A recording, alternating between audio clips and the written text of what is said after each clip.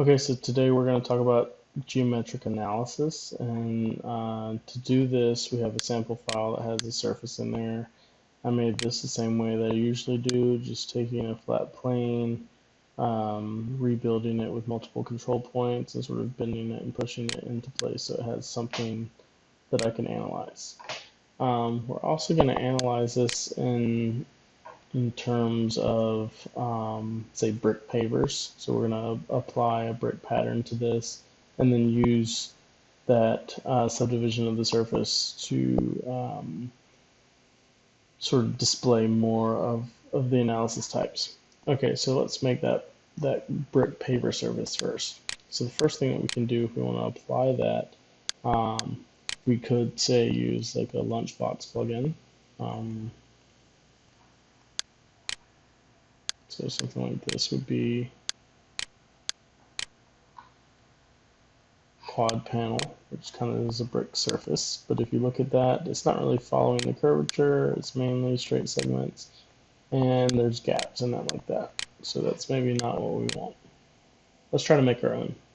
So if we want to do that, one thing that we might want to do is subdivide the surface. So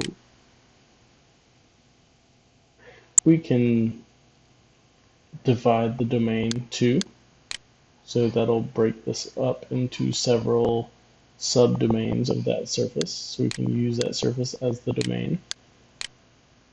We can then give it the number of divisions we want to have. So I'll say 28 and 100 just to give our sort of bricks along their brick shape. And then we're going to isotrim this surface.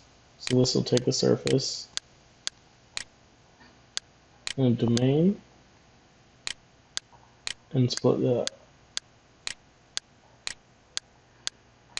So what you see is we kind of have this brick-like surface, except they're stacked and not staggered, but it's following the surface, so there are no spaces in here.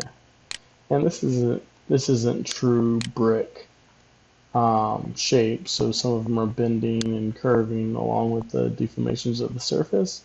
But if you want to just apply that pattern, it's working better than the Lunchbox plugin was, because there's no gaps. Okay, but let's try to make the real running bond type brick pattern. So if we want to do that, we wanted basically each row to shift halfway, so the seam of one would be in the middle of the other, right? So let's see how we would do that. Well, what we could do is each one of these is actually a strip. So if I look at this item, one of these, we have just one of those. If I dispatch these, basically every other one, true, false, true, false,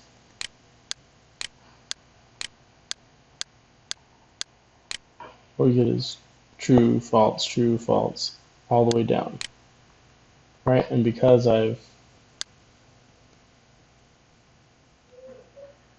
made these an odd number, or even number, it makes rows.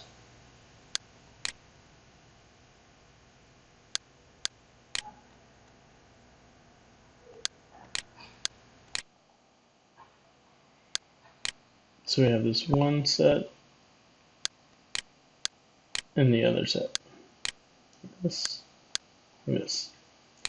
So we should be able to move one set over and you would have that sort of staggered pattern, right? So let's try that.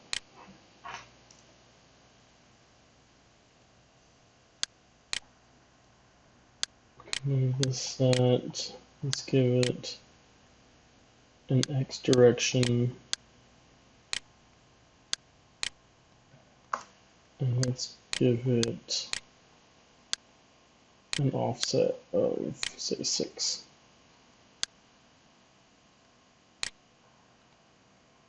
It's definitely offset. It's kind of getting the brick stagger pattern, but you can already see things that are happening when these things are just moved sideways is they're no longer following that surface anymore. So it makes some interesting sort of striated patterns, but not quite the brick pattern on the surface that we want. Okay.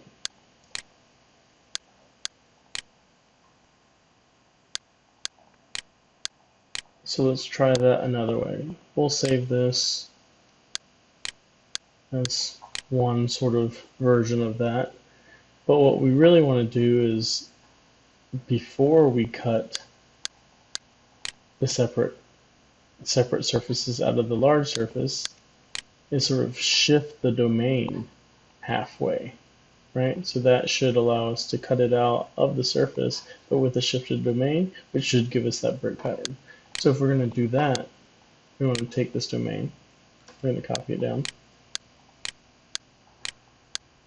I want to just change the U value by a little bit so that every other row is shifted over.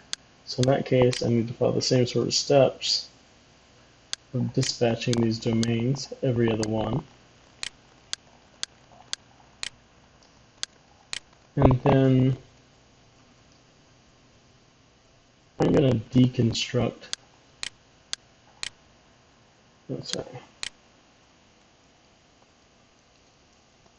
deconstruct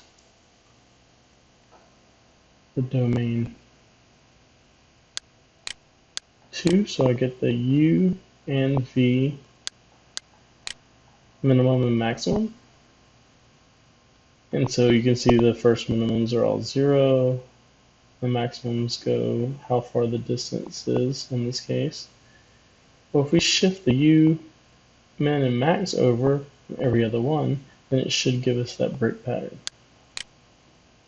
So I can do this by just adding the start and end of each one of these,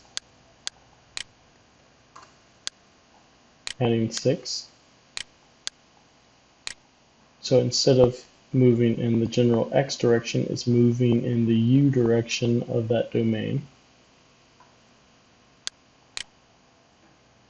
And then I can construct that domain again.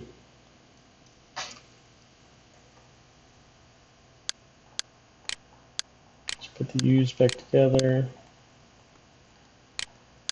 Put the V's back together.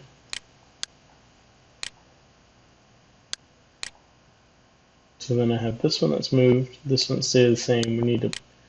We need to weave these back together in the same pattern that we had before. So I can take this and this and put them back. I need to make sure the pattern's the same. So this A list would be the trues. This is going back into the 0, which is actually the false. And the B would be the false. It's going into the true. So our pattern is exactly the opposite of this pattern. It gets us what we want, but just for clarity, I'm going to extract this parameter, which is true false, and make sure this is true false too. And the A that's true needs to go into the 1, that's true. And the B that's false needs to go into the 0, that is false. That might be unclear. But I want the same pattern that we're splitting them apart, I want to put them back together. And the same thing that split apart in the true, I want it to go to the true.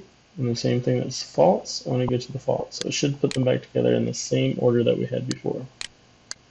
So if we have those domains split, now we can isotrim our surface. So I'm going to take this original surface, these domains,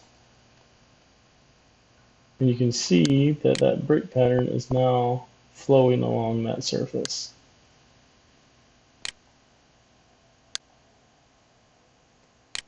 So that's if that's what we're going for, then that works pretty well for us. You can also see that since we're shifting the domains, it's actually moving past the end of the surface because each of the U maxes are beyond where that surface was actually ending. So it's interpolating where that surface would go next. So we'll save that. I'll join these together, group them.